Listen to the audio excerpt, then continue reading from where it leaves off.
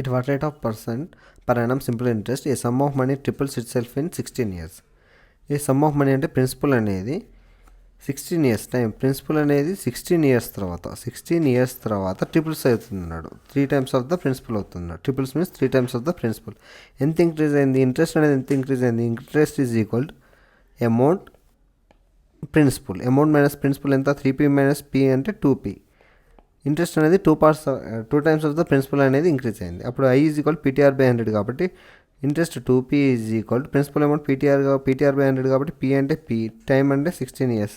Rate of interest మనకు తెలియదు, కనుక్కోమన్నాడు కాబట్టి r బై 100. 2 1 జా 2 8 జా pp will be cancel. r is equal to 100 by 8 is equal to 12.5%. Rate of interest వచ్చేసి 12.5%.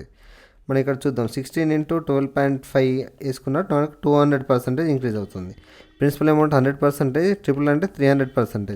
మనకి ఇంట్రెస్ట్ ఎంత? 200% రావాలి. 300 మైనస్ 100 ఈజ్ ఈక్వల్ 200%.